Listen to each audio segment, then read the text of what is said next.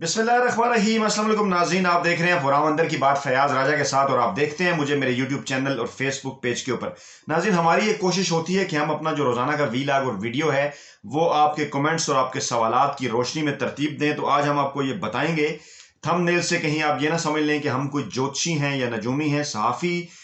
जो भी जो है वो बताता है, तज्ज़िया करता है, खबर बताता है, अपने तजर्बे की रोशनी में, अपने जो है वो उस मालूमात की रोशनी में आप तक पहुंचाता है, क्योंकि हमारे पास मालूमात निस्बतन जो है वो आम लोगों की निस्बत जो है वो ज़रा ज़्यादा होती हैं। आज हम ये बात करेंगे कि पीडीएम का मुस्तकबिल क्या होगा, क्योंकि मार्च तो गया, यानी लॉन्ग मार्च नहीं हो रहा, मार्च भी तकरीबन ख़त्म होने वाला है और इमरान खान को अप्रैल में एक बहुत बड़े चैलेंज का सामना है। वो चैलेंज जो है वो क्या है, और नवाज शरीफ, आसिफ जरदारी और मौलाना फजल रहमान वो अब क्या खेल खेलने जा रहे हैं। नाज़रीन, हमने 14 अगस्त 2020 को जब ये अपना चैनल रेगुलर बुनियादों पर शुरू किया, रोजाना एक वीडियो आपकी खिदमत में पेश करते हैं, तो जो लोग हमें शुरू से फॉलो कर रहे हैं वो ये जानते हैं कि उसके बाद अगले जो 6 माह थे, यानी सितंबर से लेके 2020 से लेके मार्च 2021 तक, मिड सितंबर से मिड मार्च तक जो 6 माह थे गुज़श्ता, वो पाकिस्तानी सियासत में इंतहाई गर्म रहे, बड़ी तेजी रही। और जो हमें पहले दिन से फॉलो कर रहे हैं वो ये बात जानते हैं कि अल्हम्दुलिल्लाह अल्लाह पाक के करम से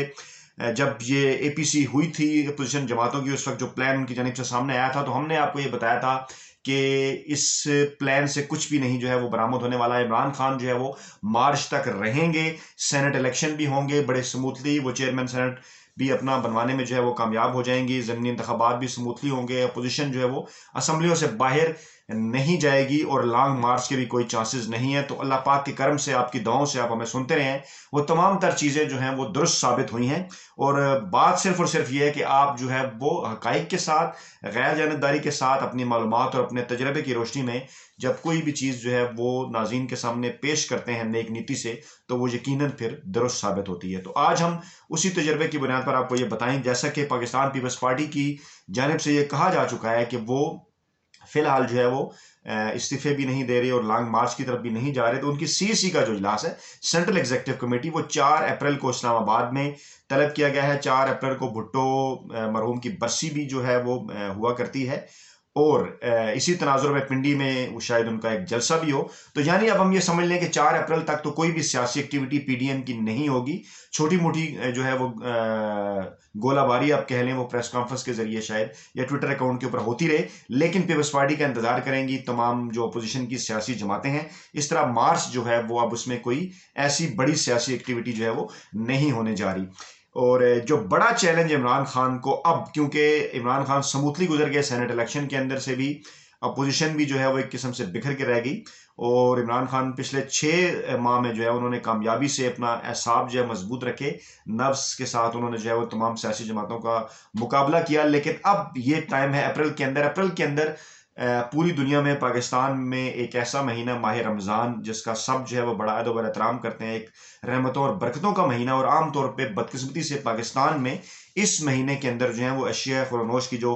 कीमतें हैं उनमें इजाफा हो जाता है, जो बेसिक नेसेसिटीज़ हैं उनमें भी इजाफा हो जाता है, खासतौर पे फलों की कीमतों में भी बड़ा इजाफा हो जाता है। तो ऐसे मौके के ऊपर ये एक बहुत बड़ा चैलेंज होगा महंगाई का। शायद बाज़ लोगों की नज़र में ये छोटा चैलेंज हो, लेकिन मेरी नज़र में ये पहले दिन से ही, गुज़श्ता तकरीबन 1.5 बरस से ये बहुत बड़ा चैलेंज है। और इस अप्रैल के अंदर ये एक बड़ा चैलेंज इसलिए भी होगा कि अवाम अब एक्सपेक्ट कर रहे हैं पीटीआई की हुकूमत से कि वो बड़ी कामयाबी के साथ, अब जहाँ तक उन्होंने 2.5 बरस अपने पूरे किए हैं, उनके जो सियासी मुखालफीन है उनके मुकाबले में कुछ नहीं कर पाए। तो अब जो है वो इस महंगाई के चैलेंज का ना सिर्फ मुकाबला करना होगा, बल्कि इस महंगाई को कम करना होगा, कम से कम सतह के ऊपर जो है वो लाना होगा। यकीनन इस हवाले से कुछ प्लान भी हैं हुकूमत के, वो भी फ़क्तन फ़क्तन आपकी खिदमत में पेश करते रहेंगे। पंजाब हुकूमत ने भी कुछ इकदाम लिए हैं और वफाकी सतह पर भी मजीद कुछ इकदाम लेने की ज़रूरत है। जैसे जो इंतज़ामिया है उसके एक्शन बढ़ाए जाने चाहिए, मार्केट कमेटियाँ जो हैं उनको जो है वो ज़्यादा से ज़्यादा स्ट्रेंथन करना चाहिए और चेक होना चाहिए डेली बुनियादों के ऊपर। और फिर इसके साथ साथ ये भी बड़ा ज़रूरी है कि हमारे जो ताजर बरादरी, जिसके अंदर बड़ी गहरी जड़ें हैं पाकिस्तान मुस्लिम लीग नवाज की, शायद उनको भी अब इस बात का एहसास हो जाए कि अब इमरान खान की हुकूमत जो है वो कहीं नहीं जाने वाली, और उन्हें जो है वो अब खुद से जो है वो आगे बढ़कर अब किसी न किसी तरह से आवाम को भी रिलीफ जो है वो देना चाहिए, कम से कम जो है वो मुनाफा रखते हो, क्योंकि मुनाफाखोरी की ये जो आदत है, ये इसने जो है वो ये जो महंगाई है इसको जोरों के ऊपर जो है वो कर दिया है। तो नाज़रीन, ये एक बड़ा चैलेंज होगा इमरान खान को अप्रैल के महीने में। लेकिन इसी दौरान आगे आने वाले महीनों में क्या होगा, शरीफ जरदारी और मौलाना के पास अब क्या कार्ड्स हैं, उनके ताश के नए पत्ते क्या हैं, क्या वो सोच रहे हैं। अगर हम देखें तो देखिए अप्रैल में रमजानुल मुबारक है, मई में फिर जो है वो छोटी ईद है। ये फेस्टिविटी होती है पाकिस्तान के अंदर और इस दौरान कोई और इस किस्म का काम या सियासी काम नहीं होता। मई में उसके बाद फिर दोबारा से PSL भी जो है वो होने जा रहा है, जो रिमेनिंग है वो भी एक यकीनन अहम एक मेला है और लोगों की तवज्जो उस तरफ होती है और टीवी स्क्रीनों की बजाय लोग वहां पर ज्यादा तवज्जो देते हैं, सियासी स्क्रीनों की बजाय स्पोर्ट्स की स्क्रीनों पर। और फिर मीडिया का भी ये मसला है, मीडिया भी क्योंकि ये चाह रहा होता है कि कोई एक्टिविटी हो, तो इसलिए जो है वो सियासत नहीं तो उस दौरान जो है वो खेल इस किस्म की चीजें चलेंगी। जून में शदीद जो है वो गर्मी होती है पाकिस्तान के अंदर और इस मौके के ऊपर कोई भी तरीके और लॉन्ग मार्च जो है वो पाकिस्तान में नहीं हुआ करते या चला करते। फिर उसके बाद जो है वो जुलाई है, जुलाई में फिर बड़ी ईद और वो भी एक फेस्टिविटी है बड़ी और उस तरफ जो है वो लोगों की ज्यादा तवज्जो होती है। उसके बाद फिर अगस्त में जो है वो मुहर्रम का महीना है। उसके बाद फिर आगे हम चले तो मुहर्रम में भी वैसे कोई इस किस्म की सियासी एक्टिविटी, बड़ी एक्टिविटी नहीं जो होती। फिर सितंबर अक्टूबर में कश्मीर के इलेक्शन की तरफ तमाम सियासी जमातों की जो तवज्जो है वो हो जाएगी, उसकी कंपेन्स वगैरह होना शुरू हो जाएगी। तो ये अगले 6 माह यानी अप्रैल, मई, जून, जुलाई, अगस्त और सितंबर, इसके अंदर ये जो चीजें हैं पाकिस्तान के अंदर ये सूरत हाल है। तो गोया ये कहा जा सकता है कि अगले 6 माह के अंदर इमरान खान की हुकूमत को, PTI की हुकूमत को अपोजिशन की जानिब से कम किसी बड़े जो है वो चैलेंज का सामना नहीं हो सकता। तरीके अदम एतमाद के मुतल्लिक वो सोच रहे हैं PDM वाले, लेकिन इमरान खान पहले एतमाद का वोट ले चुके हैं। उस्मान बुज़दार के खिलाफ अगर लेके आते हैं, उसके फैक्ट्स फिगर भी मैं आपके सामने पेश कर चुका हूं। उसके ऊपर भी किसी को खास कोई बड़े चैलेंज का सामना नहीं है। स्मूथली जो है वो ज़मीनी इंतखाबात इससे पहले वाले हुए, एक रह गए हैं, वो केस जो है डस्का का सुप्रीम कोर्ट के अंदर है, कराची के ज़मीनी इंतखाबात आने हैं। ये छोटी मोटी एक्टिविटीज़ जो है वो चलती रहेंगी, लेकिन कोई बड़ी सियासी एक्टिविटी हमें इस वक्त जो है वो अगले 6 माह के अंदर इस लिहाज से कि कोई इमरान खान की हुकूमत को कोई खतरा हो, इस हवाले से कोई ऐसी जो एक्टिविटी है वो नजर जो है वो नहीं आ रही। और रावी जो है वो चैन ही चैन लिखता है इस हवाले से, PTI की हुकूमत के हवाले से, तो इसलिए ज्यादा एक्सपेक्टेशन यही है। लेकिन इस दौरान एक अहम तरीन जो चीज होगी वो होगा बजट। बजट जो है वो इस दौरान आता है और छोटी ईद के बाद यकीनन जो है वो बजट भी आएगा। मई में छोटी ईद है और इस दौरान फिर अगले बजट की तैयारी होगी और बजट में फिर एक मरतबा आवाम ये एक्सपेक्ट करेंगे कि हुकूमत की जानिब से कोई रिलीफ उन्हें बड़ा मिलेगा और महंगाई के ऊपर हुकूमत काबू पाएगी। फिर हुकूमत की कुछ रिफॉर्म्स हैं, FDR के मुतल्लिक हैं, फिर FATF की जो कुछ शराइत हैं वो पूरी होने जा रही हैं। FATF का अगला इजलास भी होगा इसी 6 माह के अंदर और उसमें पाकिस्तान के मुस्तकबिल के हवाले से फैसला होगा कि क्या पाकिस्तान ग्रे लिस्ट से निकलता है, जो कि इंशाल्लाह उम्मीद है कि अब अगले 6 माह के अंदर पाकिस्तान जो है वो ग्रे लिस्ट से निकल कर जो है वो व्हाइट लिस्ट के अंदर आ जाएगा। लेकिन डेफिनेटली इस दौरान क्योंकि बड़ी सरमायाकारी है पाकिस्तान के तमाम इदारों के अंदर मियां मोहम्मद नवाज शरीफ की, चाहे वो मीडिया हो, चाहे वो अदलिया हो, चाहे इस्टेब्लिशमेंट हो, चाहे ब्यूरोक्रेसी हो, चाहे वो ताजर बरादरी हो, तो इसलिए इतनी आसानी से ये जो माफिया है ये भी हार नहीं मानने वाला। मैं आपके सामने पहले अर्ज कर चुका हूं कि किस तरह से इमरान खान के भी अपने प्लान हैं, इदारों के अपने प्लान हैं, अपोजिशन के अपने प्लान हैं कि कैसे जब 2023 के इलेक्शन आएंगे, फिर 2024 के जब सेनेट के इलेक्शन आएंगे और इमरान खान जब एक वाज़ेह अक्सरियत हासिल करेंगे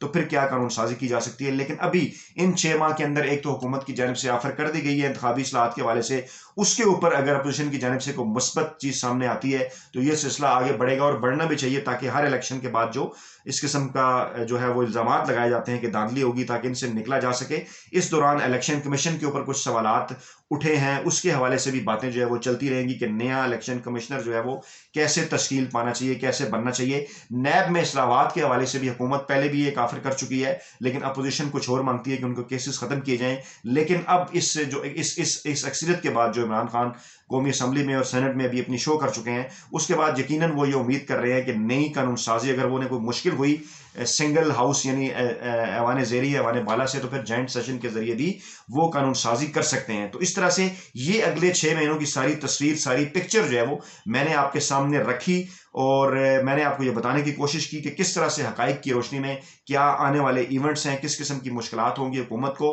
क्या चैलेंजेस हो सकते हैं और PDM जो है वो किन ग्राउंड्स के ऊपर सोच रही होगी। और इस दौरान अब उसके पास अब कोई ऑप्शन नहीं है कि वो पीपल्स पार्टी की CC का इंतजार करे, और CC क्या इसके इजलास में भी अगर कोई ऐसा फैसला होता है लॉन्ग मार्च के बाद तो कम से कम आगे रमजान, छोटी ईद या बड़ी ईद के हवाले से कोई ऐसा डिसीजन होता जो है वो नजर नहीं आ रहा। तो नाज़रीन अपना फीडबैक जरूर दीजिएगा और इस दौरान बाकी वीडियोस जो मैंने की उसके ऊपर ऊपर भी कुछ नई डेवलपमेंट्स जो होंगी वो आपकी खिदमत में पेश करेंगे। जैसे कल मैंने साफ़ियों और अदलिया के हवाले से उस्मान बुज़दार साहब